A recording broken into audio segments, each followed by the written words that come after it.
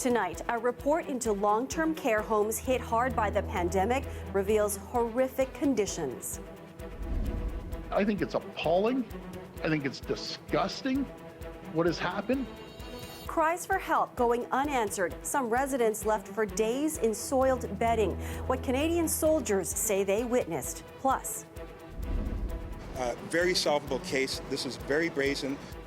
a man is dead and 2 others are injured after a daylight shooting in the entertainment district. And York police announced multiple arrests in connection with a turf war in the towing industry. Good evening, I'm Marivel Charouk. They were called in to help homes that were being decimated by COVID-19. And what they claim to have witnessed in 5 facilities here in the GTA is disturbing. From cockroaches and flies to staff disregarding proper infection control procedures, the allegations are part of a report from the Canadian Armed Forces. Lisa Shing has the details. For about a month now, members of the Canadian military have been helping in the fight against COVID-19 in 5 Ontario long-term care homes, all in the Greater Toronto area, including Eatonville, where allegations of abuse have surfaced. It was hard to get through. It was the worst report, most heart-wrenching report I have ever read in my entire life. That report from the military contains scathing observations about the treatment of residents and the conditions they live in. At Eatonville, COVID-19 patients were left to wander, and there was a culture of fear to use supplies because they cost money. At Hawthorne Place in North Toronto, reports of equipment not being disinfected between patients, ant and cockroach infestation, and forceful feeding causing audible choking. I had obviously a range of emotions of anger, of sadness, of frustration, of grief. It is extremely troubling. The coroner's office is now investigating a resident's death at Orchard Villa, which has seen the highest number of deaths in the province. Staff were observed not sitting residents up for feeding, which may have resulted in the death. If warranted, that information will be handed over to police. Patients were also left in soiled diapers. I think it's disgusting what has happened. Just the dignity of these patients in long-term care not being cleaned. These are just standard operating procedures. The military observed residents weren't getting adequate nutrition at Altamont Care Community because of a staffing shortage. And at Holland Christian Homes, staff left food in a resident's mouth while they were sleeping. After receiving criticism, his initial commission into long-term care didn't go far enough. Ford is now not ruling out a full public inquiry. There's going to be justice. There's going to be accountability. Seniors advocates say there also needs to be systemic change. That's better training for staff, higher paid staff so they're not working at multiple homes, and smaller homes so there's more personalized care. These are real fundamental problems with our long-term care system that of course a pandemic was going to exacerbate, but they always existed. It's not that we don't have the tools. It's that we haven't used the tools. The province says 4 of the 5 homes privately run and only 1 is not for profit, which calls into question whether the for-profit model played a role into this. Provincial officials aren't commenting on that just yet. Lisa Shing, CBC News, Toronto. The loved ones of those who died inside these long-term care homes are expressing anger over the details in the report. Natalie Nanowski has more on the reaction. I truly believe, knowing my father as well as I do, that he actually suffered severe dehydration, which led to his death. The military's report doesn't surprise Kathy Parks. Her father, Paul Parks, had only lived in Orchard Villa for 5 months before he contracted COVID-19 and died. But in those few months, there were numerous issues. Every month after that, there was something, sometimes minor, sometimes a little bit bigger. There was a couple of days where he hadn't been fed, and he called me complaining of hunger. The report details the neglect the military witnessed in 5 Ontario homes after being called in by the province on April 22nd. June Morrison's father was also at Orchard Villa, where 77 people have now died. He could have survived had he not been in there. He could have survived. I think there's criminal act, and I think that'll the police investigation, once they actually go in there and see what actually is going on and do those interviews, yes, I think you're going to get a criminal element definitely on the hands of the management and admin. So far, 1 death has been sent to the coroner for investigation, but the Premier says there could be more. As soon as we receive these reports, we launched a full investigation into these allegations. This includes an investigation by Ontario's Chief Coroner. The results of these investigations will be shared with police to look into any possible criminal charges, and I will also make the results of these investigations public. This is my own experience. I haven't talked to... For Gary Clark, it's a step in the right direction. Both his parents died at Altamont Care Centre, another home flagged in the report. He says staff never told him just how sick his parents were. You could only make decisions based on the information that you have. So if you get the accurate information, then you're able to make a better decision.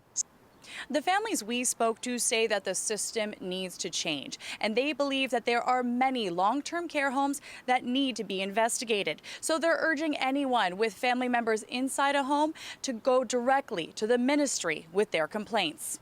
Natalie Nanowski, CBC News, Toronto.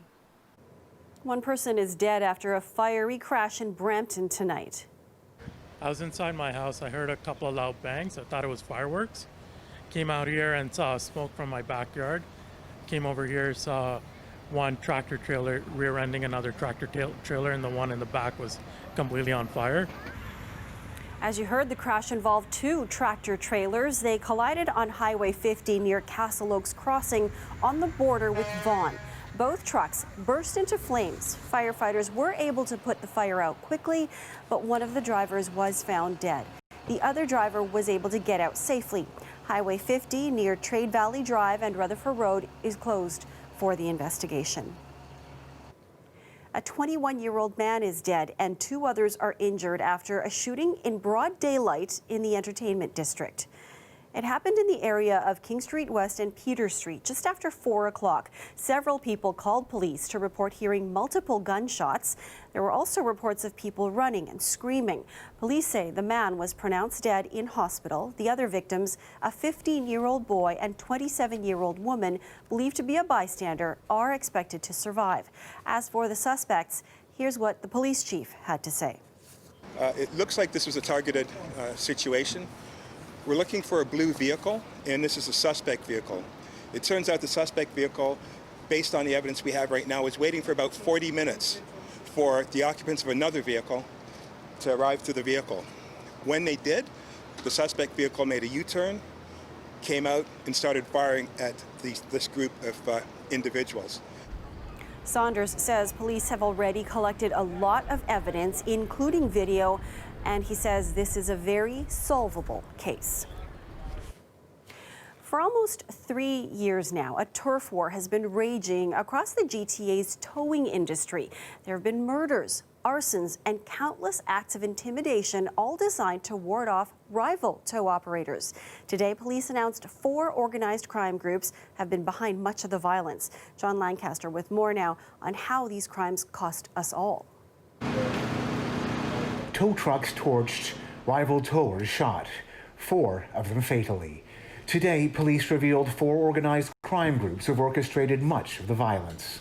Organized crime begins with an opportunity to make money and a level of greed that leads to criminality and violence. The towing industry and its lack of regulations have bred exactly that environment. Dubbed Project Platinum, police say they've made 20 arrests, confiscated 11 tow trucks, as well as dozens of weapons. But what started as a fight for turf and towing jobs transformed into fraud police say was much more profitable. They staged collisions using drivers they recruited. They deliberately caused collisions on roadways and in parking lots across the GTA. The crashes involved high-end vehicles. Police say the accused conspired with body shops and physiotherapists to inflate injury and insurance claims, pushing up premiums for all Ontario drivers. They allegedly torched the office of a lawyer who was hired to investigate the tow truck companies. Joey Gagne says he started to see problems about 3 years ago. The arrest will help with the violence. I'm pretty sure it's a very tiny group of operators that have gotten escalated or elevated the violence part. So we're hoping that this will change. This will be a significant change into what we're used to. Both Gagne and police agree a lack of industry oversight has led to Wild West showdowns on Toronto area highways. Last week, a driver captured video of these $600,000 heavy wreckers seemingly bumping and grinding each other to get to a crash scene first. Meanwhile, police say they have plenty of heavy lifting ahead. We could be seeing an additional 30+ arrests or more. Police say the industry needs province-wide rules to prevent crime syndicates from entering the towing business. In the meantime, they hope these latest arrests will reduce the level of chaos. John Lancaster, CBC News, Toronto. The NHL announced today it will abandon the rest of the regular season and go straight into the playoffs with 24 teams instead of 16 if it's able to resume play. We will resume play and conduct the 2020 Stanley Cup playoffs in 2 hub cities that will be identified and announced at a later date.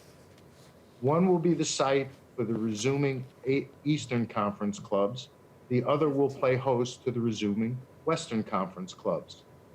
Each will have secure arenas, practice facilities, hotels, and local transportation for our players, coaches, and essential staff.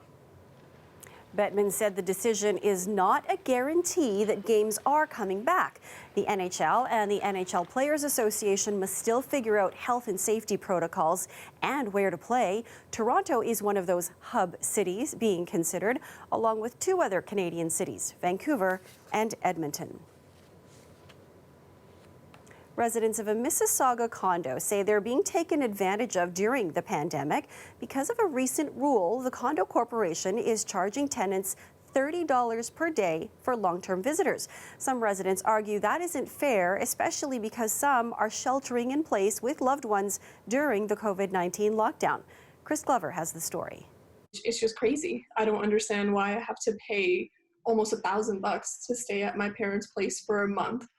As the COVID-19 outbreak was getting out of control in New York City, Rochelle Wassim left her Queens apartment to return to the Mississauga condo her family has had for 17 years. That's the only reason I came back, more so just to, put my parents' mind at ease. At the end of February, the condo notified residents due to an increase of water consumption for a substantial increase of long-term visitors. Starting March 1st, it would charge any visitor staying longer than 2 weeks an occupancy fee of $30 per day. The Wassims disregarded the fee, but by mid-May received this letter compelling them to register their visitor and charging them more than $500 for the legal letter. That would be on top of the $1,000 worth of occupancy fees for Wassim's 1-month stay. And Wassim says both her parents are off work, receiving federal emergency COVID benefits.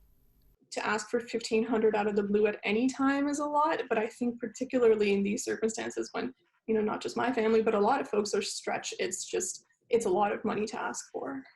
Radwan Al-Talib lives in the same building. After fleeing the Syrian war in 2012 with his wife and 2 daughters, in 2015 they had their son. That's 5 people staying in 2 bedrooms. Occupancy fees started 5 years ago when I have a little son. Prior to it becoming a daily fee March 1st, he says the building charged a $30 monthly occupancy fee for more than 2 people per bedroom. But for Al-Talib, it isn't just his son. Last year, his mother-in-law came to Canada as a refugee. Now he says he has to pay $30 a day for both her and his son. That's $1,800 a month he never plans to pay. They're taking advantage in this kind of pandemic. So you can't just pull a number out of the hat. Condo lawyer Audrey Loeb says occupancy fees are supposed to be tied to the expenses incurred because of the guest. The notion of charging without any justification, $30 a day, and without an invoice to support that, in my view, is an unreasonable expense. In a statement, the condo corporation's lawyer said these fees cover the increased utility costs and wear and tear on the common elements. It also said due to COVID, it had postponed the payment until June and possibly later. I mean, I don't see how that's a compromise at all. June 1st is not that far away, so it's imminent. We're going to have to pay it next month, and it's not like our financial situation is suddenly going to be okay next month. They're now connecting with others in their building to figure out a way to fight the fees. Chris Glover, CBC News, Toronto. It is the big, bold plan to drastically change the downtown core and add some much-needed green space.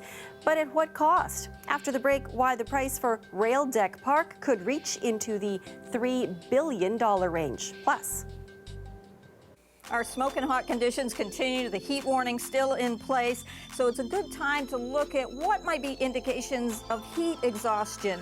I'm meteorologist Colette Kennedy, just to help you stay safe until we see things cooling down. And when is that going to happen? All of that coming up after the break.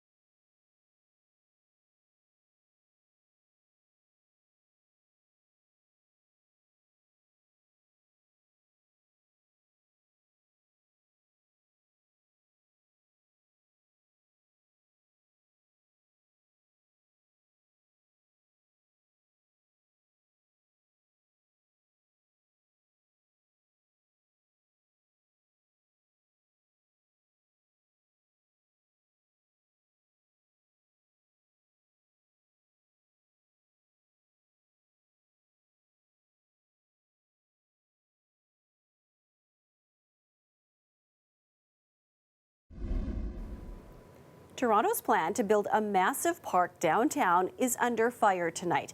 A new report from the Canadian Taxpayers Federation claims the Rail Deck Park will cost billions more than the city's planning to spend. Greg Ross has the details. It's a unique concept, but it comes with a hefty price tag. The proposed rail deck park is to be built on top of the railway corridor that runs through the heart of downtown. City staff say it will cost about $1.7 billion to construct. Jasmine Pickle with the Canadian Taxpayers Federation says they're way off. Rail Deck Park is going to be at least $3.8 billion, which is more than double what he thought. Pickle says the biggest difference is the fact that the city is going to be so cash-strapped because of the COVID-19 pandemic, they'll have no choice but to borrow the money needed to build it. She says the interest alone would be astronomical.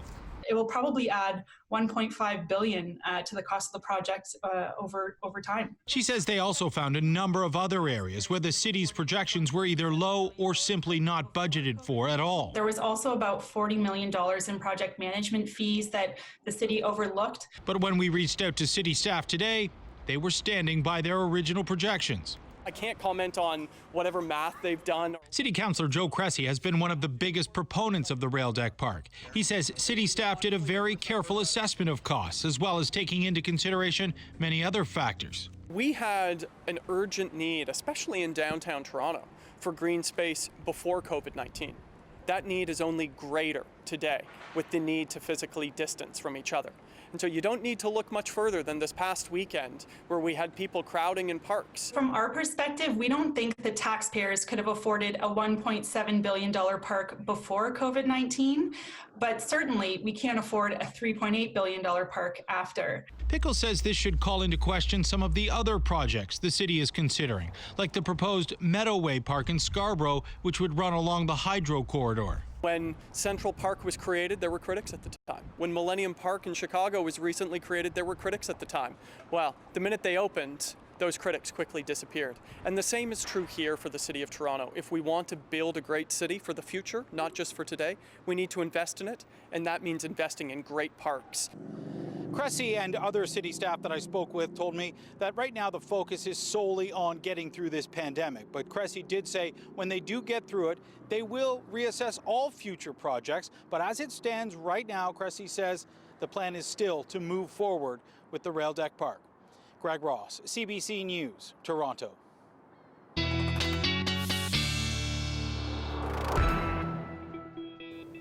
Colette Kennedy joins us now with a look at the forecast. Colette, another very hot day today. No, I'm not complaining, but it can be a bit dangerous. Thanks, Marivelle. Yeah, last night I went over some of the ways to kind of beat the heat in terms of taking breaks, loose clothing, staying in the shade, lots of water, and these kinds of things. But I thought it would also be important that we have a look at heat exhaustion and some of the ways, the symptoms that you need to watch for. So things like dizziness, if you're feeling a rapid heartbeat, your heart's just racing, headache, or feeling faint, those are all indications you may be suffering from some heat exhaustion and you need to seek medical help. And it is the first heat event, like you say, of the season, and so because of that, sometimes we just need that reminder.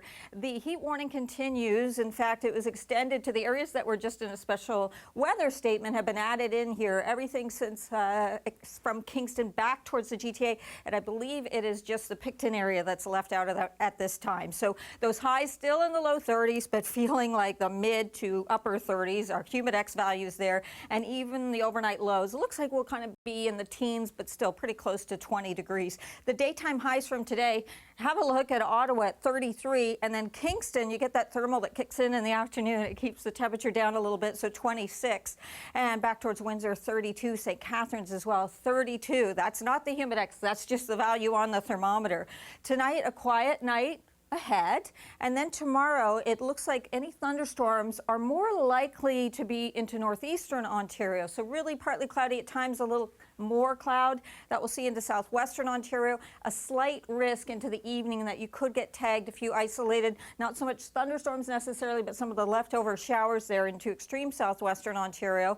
And then as we look ahead into Thursday, it starts off pretty quiet, clouds increasing, and then that chance for thunderstorms or at least some rain showers really increasing, especially around the Niagara region and the north shore of Lake Erie as we get into the later afternoon and evening hours. So what's really going to be happening is a new air mass is moving in towards the end of the week, so towards Friday, and really once that comes in, we'll see more widespread precipitation, but also we'll see a drier air mass eventually move in. So those dew points coming down, feeling more comfortable. Tonight in southwestern Ontario, those high teens for your lows, your highs tomorrow, similar to today. And then same thing for the GTA, very similar in terms of overnight lows, maybe a touch cooler in some cases, 30 to 31 for your highs tomorrow afternoon. And if it is relief you're looking for, some of us kind of enjoy this heat, but again, the temperatures start to come down Thursday, Friday. We'll likely lose that heat warning by Thursday, and then Saturday, Sunday, way more comfortable and also more typical for daytime highs in the upper teens.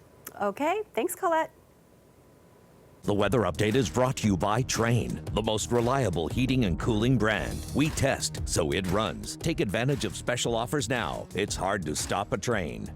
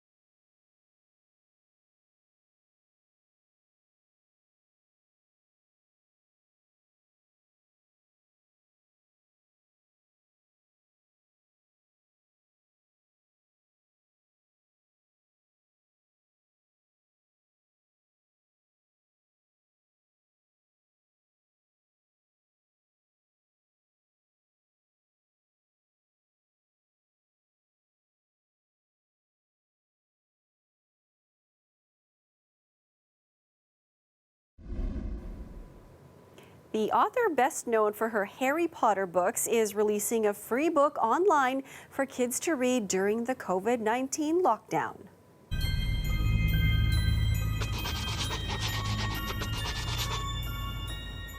J.K. Rowling surprised her fans today by posting the first 2 chapters of The Ichabog online. It's a children's book about a fierce monster with no connection to her other works. She wrote it years ago for her own children, but has decided to share it with kids stuck at home during the pandemic. Rowling is asking children to help illustrate the chapters that will be included in the printed edition later this year.